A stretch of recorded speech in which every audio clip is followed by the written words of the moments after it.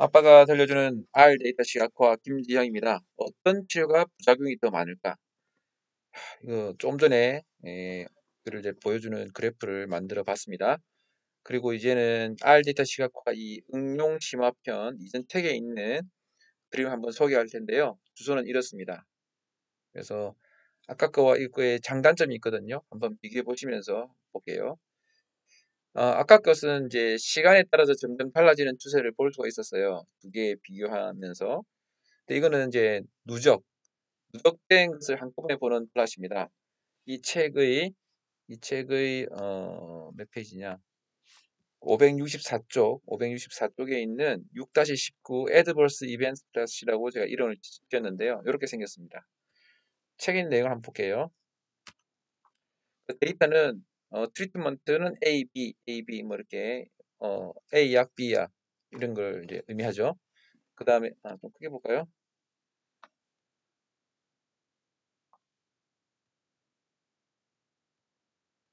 A 약, B 약 이렇게 이제 되어 있습니다. 그리고 애드버스 이벤트의 종류가 있죠. 호흡 곤란, 이거는 하이퍼칼레미아, 칼륨이 많아지는 거, 그다음에 스킨 래시, 피부에 뭐 돋아나는 거, 뭐 체중, 그리고 기침 나고 뭐 이런 것들이 있고, 그것들이 누적되었을 때 그 연구 기간 동안 총 몇 번 있었느냐 그걸 이제 보는 겁니다. 그래서 총 216명의 환자 중에서 실제 이런 것이 일어나는 환자가 15명이다. 이거는 431명 중에서 9명이다. 이렇게 되어 있습니다. 이건 뭐냐? 올간 시스템. 이거는 이 애드버스 이펙트, 즉 부작용이 어떤 종류냐는 거예요. 그래서 호흡기 계통의 부작용이냐, 뭐 피부 계통의 부작용이냐, 뭐 이렇게 분류되어 있습니다. 이게 그래프로 나타날 거기 때문에 분류해 놓은 거예요. 그래서 다음 페이지 가보면, 자, 먼저 이게 처음에 업로드된 데이터 순서대로 쭉 표시가 됩니다. 하나는 빨간색, A가 빨간색이고 B가 파란색입니다.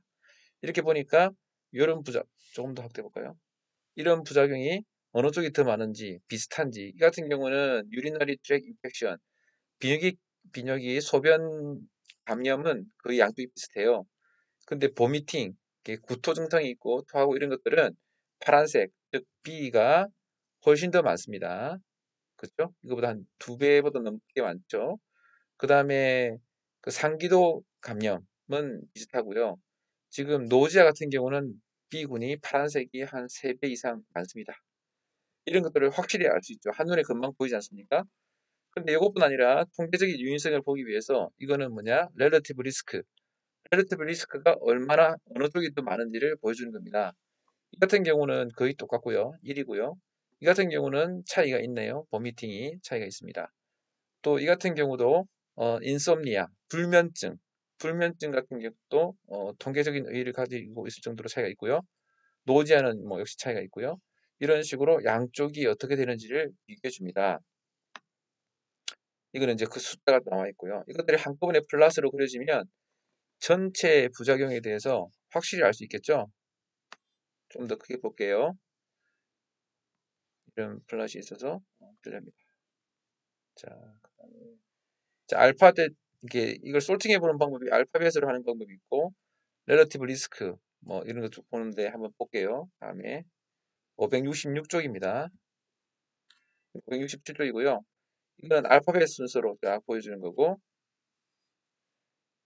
요 다음은 아이고 요 다음은 이 다음은 이제 A 치료법의 순서대로 쭉 발생 빈도가 많은 것대로 쭉 한 거죠. 이렇게 빨간색이 쭉 일렬로 되어 있습니다. 그 다음에 이제 이거는 B를 순서로 해서 제일 많은 것부터 작은 것까지 있고요. 지금 같은 경우 크로닉 obstructive airway, 그러니까 만성 기도 폐쇄, 그 호흡기 기도의 폐쇄는 양쪽 다 A약이나 B약이나 둘 다 많이 생기는데 B약이 더 많습니다. 그걸 알 수 있고요. 그 다음에 다이아리아, 설사 같은 경우는 B약이 더 많네요. 꽤 많은 숫자가 발생됐는데 한 20건 정도 발생됐네. 20%. 5명 중에 1명이 설사가 있대요. B약은 꽤 많네.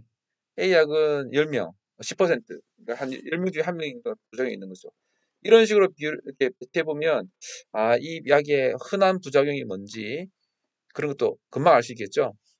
그 다음에 이거는 이제 약의 기전들 파악할 수 있을 텐데 이거는 호흡기 계통의 이제 부작용들, 이거는 이제 통증 관련된 부작용들, 이거는 신경계 부작용, 이건 기타, 이거는 소화기, 뭐 이런 식으로 계통별로 그 부작용의 빈도를 보다 보면 이것이 어떤 약물의 기전에 따라서 이게 좀 달라지겠죠. 그러니까 GI 소화기 계통의 부작용이 좀 많고 호흡기 계통의 부작용이 좀 많네요.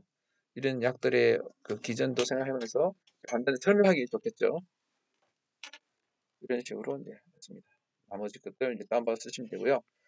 그래서 이제 아까도 말씀드린 건데 이제 어떤 치료가 효과가 있느냐도 매우 중요하지만 어떤 부작용이 있느냐도 중요하고 환자한테 설명을 해줘야 되겠죠.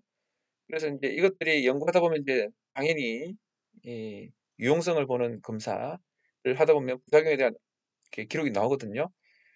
보통 논문에는 부작용에 대해서 서술은 하지만 그래프로 그리지 않거나 또는 자세히 기술하지 않는 경우도 많아요. 그런데 자세히 기술하는 것이 당연히 좋겠죠. 뭐 제가 논문을 보다 보면 특별한 부작용이 없었습니다라는 리뷰가 있는 경우가 꽤 많아요. 근데 사실 그거는 사실 믿을 수가 없습니다. 제 생각에는 어떤 부작용이 있는지를 체크를 제대로 못한 게 더 많지 않나 생각이 듭니다. 실제 어떤 약도 맨물을 먹어도 사실 설사가 가끔 생기고 부작용이 생겨요. 그렇기 때문에 플라세보를 써도 부작용이 생기거든요. 근데 그게 약에 의한 부작용이 아니고 그냥 일상 살다 보면 생기는 부작용들 많잖아요. 그런데 특별한 부작용 혼자되지 않았습니다라는 건 자세히 관찰하지 않았을 수도 있어요. 그래서 부작용은 사사시 뒤져서 잘 기록하는 게 좋겠고 그것들이 연구의 질을 어떻게 높이고 더 많은 정보를 줄 수 있는 거죠. 그리고 그거를 그래프로 또는 표로 또 데이터로 잘 정리해서 발표하는 것이 좋겠다는 생각이 듭니다. 조금 전에 보여드렸던 어떤 치료가 부작용이 더 많을까? 1번 그 동영상에 나온 그거는 시간에 따라서 어떻게 발생하는지를 좀 보여주는데 도움이 좀 되고요. 지금 같은 경우는 누적되어 있는 데이터를 보여주는데 또 도움이 됩니다. 그리고 계통별로 분류해보고 순수도 나열해보고 하는 다양한 장점이 있어요. 그래서 지금 보여드린 거는 아까 봤듯이 이 책의 500쪽, 몇 쪽이지? 500, 500, 569쪽, 뭐, 이 언저리에 잘 나와 있고요. 조금 전에 했던 것들은 아직 책으로 나와 있지 않습니다. 제가 이제 가끔 뭐, 시간 되면 그냥 책에 나온 것도 올리고, 책에 안 나온 것도 올리고 그럽니다. 그리고 이제 뭐 그러는데, 유튜브, 이제 책이 언제 나올지 몰라요. 다음 책이. 지금 쓰고는 있지만, 제가 그래서 이제 다음 책이 나오기 전에도 뭐 도움이 될 것 같으면 유튜브 올립니다. 그래서 유튜브 보시면서 이렇게 잘 활용하시면 좋겠습니다. 감사합니다.